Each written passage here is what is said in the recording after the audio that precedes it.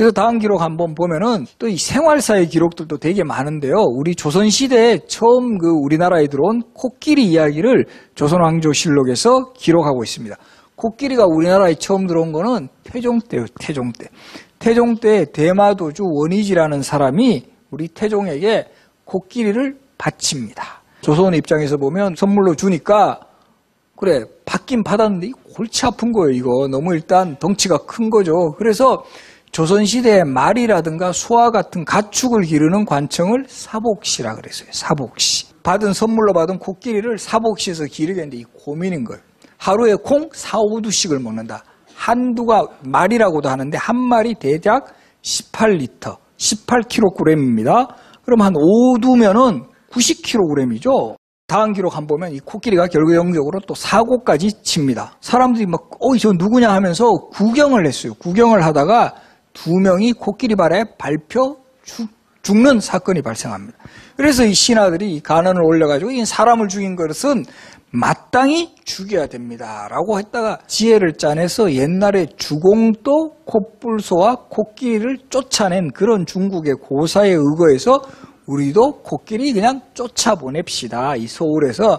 그래서 전라도에 그 풀이 많이 있는 장도라는 섬에 보내면 거기서 풀 뜯어먹고 살게 하면 되지 않겠나 해서 전라도 장도라는 섬에 요즘 개념으로 하면 유배를 보냅니다. 그래서 우리 조선에 처음 들어온 코끼리는 엄청난 식사량과 사람을 죽였다는 이유로 유배를 당한 이야기가 조선왕조실록에 비교적 상세히 기록이 되어 있습니다. 그 다음에 이 장금이와 공길이 항상 우리의 그 가슴을 뛰게 하는 대표적인 드라마 한류 열풍을 일으켰던 대장금의 주인공 장금이도 실록에 등장하는 실존 인물이다라는 점, 요거 한번 중종실록에 나옵니다. 6번 등장하는데요. 데뷔전에 증세가 나아지자 약방들에게 차등 있게 상을 지급하였다. 은여, 신비와 장금에게 쌀과 콩 10석씩을 하사하였다.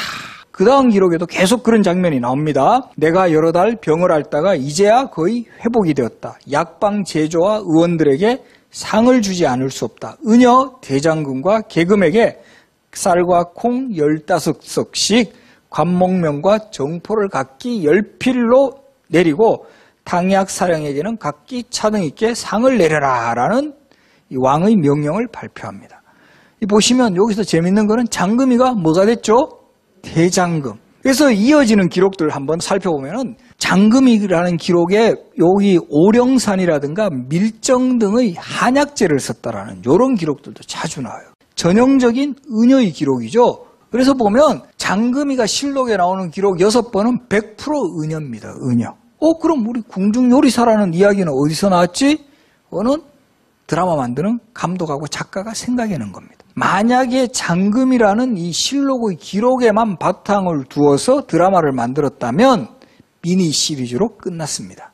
근데 상상의 세계를 마음껏 펼쳐가지고 궁중요리사라는 주제로 들어가니까 이거는 아무도 모르거든요. 그러니까 막 이야기를 꾸며낼 수 있는 거예요. 사실 궁궐 수락관도 그렇게 크지가 않아요. 우리 예전에 우리 부엌 같은 경우도 보면 그렇게 크지가 않습니다. 그렇게 큰 거는 주로 잔치 같은 거 할 때. 잔치 같은 거 할 때는 상당히 이제 임시로 주방을 만드는 거죠. 그런 사례를 자꾸 드라마에서는 이게 뭐가 멋있게 보여야 되니까 만드는 거지. 실제 일상생활에서는 그렇게 큰 수락관이라든가 음식도 그렇게 많이 만들지를 않아요. 결과적으로 장금이라는 그 드라마가 가진 효과가 서로 이제 어떻게 보면은 연계가 돼가지고 궁궐에서 장고와 수락관을 복원하는 또 이런 이 상황으로까지 잘 연결된 거예요. 한편으로는 우리가 실제 고중에 충실해서 수락관을 복원하고 이거는 그 어떤 상상력을 동원을 해가지고 이런 영화 속에 재현을 했다라는 거, 이런 거를 잘 구분을 해가지고 알려줄 필요가 분명히 있다라는 거죠. 그리고 만약에 장금이라는 인물이 이런 실록의 기록에 등장 안 했다면 훨씬 그 파급력은 적어요. 분명히 그런 인물이 있었다라는 데서 사람들이 호기심을 더 갖게 되고 이 장금이가 실존 인물이다의 방점이 찍히는 거예요. 장금이 말씀하셨잖아요. 예. 그래서 장금이가 요리사로 많이 알려져 있는데 실제는 이제 은여였지 않습니까? 예. 실제 그 실록에 그 요리사에 대한 얘기가 나오는 게 있으면 좀 하나 얘기해 주셨으면 고맙겠고요. 장금이는 실록의 기록상으로는 은여로만 나오고요. 요리사라는 기록은 뭐 한 줄도 나오지가 않고요. 그리고 뭐 요리사, 특별히 요리사에 대한 기록은 거의 제가 찾아보지를 못했어요. 요리사에 관련 기록이 들어갈 가능성은 그렇게 많지가 않고, 오히려 뭐 이런 그 해경공시의 해가병 같은 궁중잔치에 뭐 등장했던 뭐 음식 같은 거 이런 거는 나옵니다. 바로 그 뒤를 잇는 인물, 왕의 남자의 주인공이었던 공길이, 장생이와 더불어 주인공이었던 공길이 같은 경우도 이 실록에 등장하는 실존 인물이에요. 실록에는 여기 지금 번역에서는 배우 공길이라고 써있는데 실록에는 우인이라고 기록돼요. 그래서 여기에 착안해서 연산군에게 가까웠던 이런 배우, 즉 광대가 있었고, 이 공길이는 연산군의 실정을 간언하다가 왕은 왕다워야 되고 신하는 신하다워야 되고 이런 이야기를 하다가 결국 곤장을 맞고 쫓겨나는 그런 인물로 설정이 돼요. 그러니까 그 솥을 풀었던 그 독재자 연산군에게 이 정도 말을 할 수 있는 인물이라면 상당히 왕에 어쨌든 가까웠던 배우일 거다.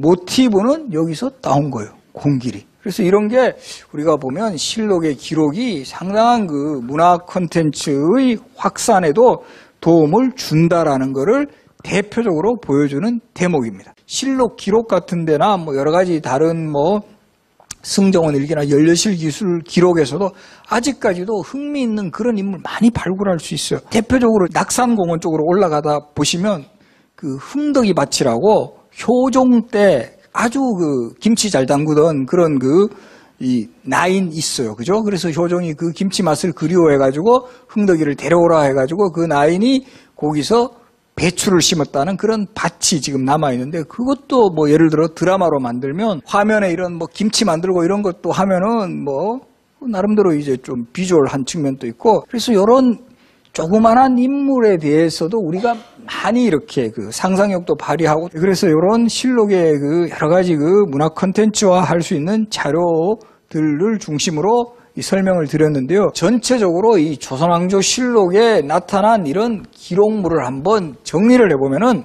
먼저 철저한 기록문화다. 이거 보면 사관들이 항상 왕이 주재하는 회의라든가 또 왕의 행차라든가 이 조선시대의 의계의 기록 같은 거 보면은요, 왕의 행렬의 배치도 같은 이런 그림인데 이런 거를 반차도라 그래요.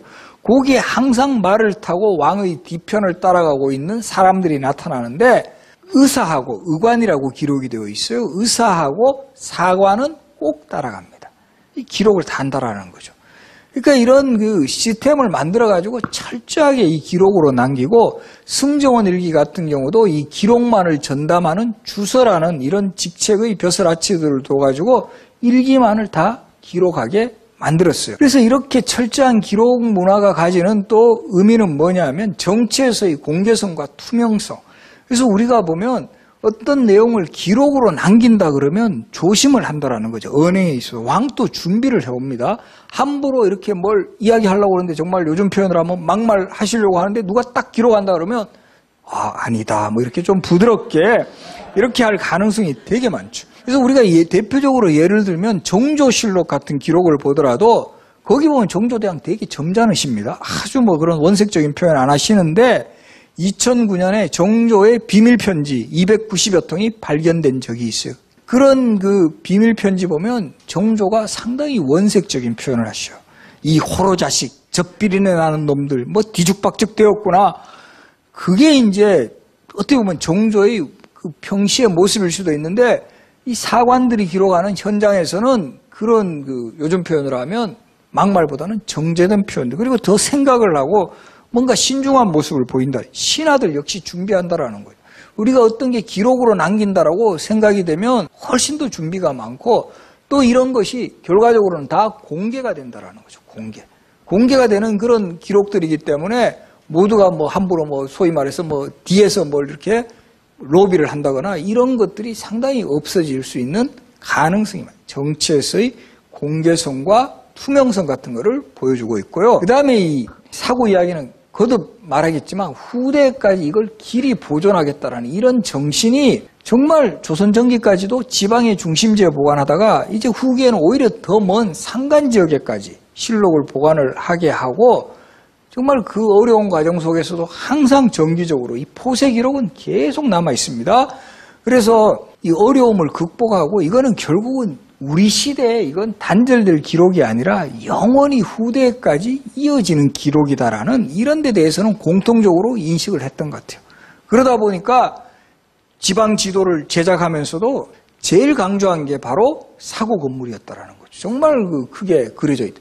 이건 우리의 이 기록물, 우리 시대의 기록물을 영원히 잘 보존하겠다라는 이런 정신. 그리고 이제 마지막으로 지적할 수 있는 것 중에 이 대표적인 게 조선시대판 타임캡슐이다. 우리가 보면 실록은 거의 세계적으로도 실록을 제작한 나라가 많지가 않습니다. 이 중국의 명실록, 청실록이 있고 베트남이 유교 문화권이기 때문에 베트남에 실록이 있습니다. 그런데 명실록이나 청실록은 내용이 되게 단순해요. 그냥 왕의 정치사의 기록이라든가 또 포괄하고 있는 연대도 그렇게 길지가 않아요. 우리처럼 500여 년 이상 이렇게 장구한 기록도 아닐 뿐더러 그저 왕의 주변에서 일어났던 정치사에 관한 기록이 대부분인데 비해서 우리 조선왕조실록은 생활사의 다양한 기록까지 다 담고 있다는 거죠. 코끼리 이야기라든가 지진, 가뭄, 홍수 피해. 그래서 보면 정치사의 기록 이외에 생활사의 다양한 기록까지 다 포괄하고 있다는 점에서 그야말로 조선시대판 타임캡슐이다. 이렇게 저는 생각을 합니다. 그래서 우리가 보면 조선왕조실록의 기록이 얼마나 철저하고 정확했는가를 보여주는 대표적인 에피소드 하나를 제가 전하면서 강의를 마무리 지을까 하는데요. 한번 태종실록의 다음 기록 한번 살펴보겠습니다. 조선시대를 대표하는 킬러, 태종. 이 킬러 본능을 가진 이 태종이 노루사냥에 나섰습니다. 정말 터프한 이미지답게 사냥에 되게 능했던 그런 왕으로 보였는데 정말 이날은 실수를 하셨는지 활과 화살을 가지고 말을 달려 노루를 쏘다가 말이 거꾸러졌습니다. 이 실수를 해가 말이 거꾸러지면서 넘어지셨습니다. 그 순간에도 이 태종이 자신의 이 스타일 이런 걸 딱 생각을 하는 거죠. 내가 이렇게 내 컨셉이 뭔가 터프하고 이 활 잘 쏘는 그런 컨셉인데 내가 말해서 떨어졌다는 이 기록이 영원히 지금 여기 강의 듣고 있는 우리에게까지 알려지면 얼마나 창피하겠습니까? 그래서 그 바쁜 와중에도 저 사관이 이걸 딱 적고 있는 걸 눈에 띈 거예요. 사관은 찬스인 거죠. 정말 말해서 잘 안 떨어지는 전하가 말해서 떨어지셨으니까 전하가 말해서 떨어지셨다라고 기분 좋게 적는 순간 태종이 째려보면서 너 그거 적지 마 라고 하셨다라고 지금 적어요. 그죠? 그 대목이죠. 사관이 알게 하지 마라 하셨다. 태종을 2번 죽인 사관 이야기까지 이렇게 실록의 기록은 철저하게 왕에 대한 기록까지 정말 가감없이 정리를 했습니다. 그리고 우리가 그 성군으로 알려진 세종대왕마저도 정말 선왕인 태종실록이 궁금해가지고 나 태종실록 좀 볼 수가 없느냐라고 이야기했을 때 딱 맹사선과 같은 신하가 나서서 선을 그으면서 이거는 선왕인 태종과 같은 왕도 보고 싶어 했지만 보지 못하게 했습니다. 이 전하께서도 절대 보셔서는 안 됩니다라고 확실하게 원칙을 정했기 때문에 이후에 거의 그런 일이 없었어요. 그러니까 연산군과 같이 실록의 사초를 열람해가지고 정치적인 어떤 엄청난 폭풍 전국을 이끌었던 그런 왕은 결과적으로는 폭군이 되어버렸다는 거죠. 그래서 이런 상황을 보더라도 실록은 정말 어려운 요건 속에서 편찬을 하고 보관을 하고 이것을 철저하게 관리를 하고 그 결과물이 형제안이었고 또 포세를 통해 가지고 정말 이 완성품으로서 계속 기능을 다하게 해서 오늘날 우리들의 손에 전해졌고 지금 우리의 시대에는 이걸 번역을 해가지고 우리가 다시 이 선조들의 어떤 생활상이라든가 또 이것을 활용해가지고 우리의 역사와 문화를 우리 국내뿐만 아니라 세계적으로 알리는데 아주 중요한 자료가 되고 있는 것이 바로 조선왕조실록입니다. 이 조선왕조실록의 가치는 정말 무한한 것이고 이제 우리의 시대에는 좀 더 완벽한 형태로 그것은 결국 좀 더 번역도 더 철저히 하고 실록에 나오는 내용을 좀 더 체계적으로 분석하는 그런 작업을 해가지고 또 우리가 이런 실록을 연구할 우리 후손들에게 제대로 잘 물려주는 것은 바로 또 우리 시대의 또 임무다 이렇게 생각을 합니다. 그래서 오늘 이번 주 강의는 여기서 마무리 지으려고 합니다. 그 당시에 행해졌던 왕실의 혼례식이라든가 장례식이라든가 궁중잔치 이런 모습들을 아주 입체적이고 생동감 있게 볼 수 있는 의식의 모범이 되는 책. 우리가 의계하고 실록하고의 가장 큰 차이점 중에 하나는 의계는 왕이 열람을 하게 하는 거예요. 왜 프랑스에 갔다가 지금 정말 2011년에 극적으로 우리 145년 만에 돌아올 수 있었는가? 그 영특하셨던 정조대왕께서도 더 안전하게 보관을 하려고 했는데 정말 그때 이 프랑스군이 나타날 줄은 몰랐거든요. 의계자료가 21세기에 더 각광을 받는 것은 전통의 이 문화 콘텐츠를 잘 활용을 해가지고 우리 전통시대의 문화를 세계적으로도 알릴 수 있는 그런 어떤 그 가장 기본이 되는 자료로서도 의미가 크다라는 거죠.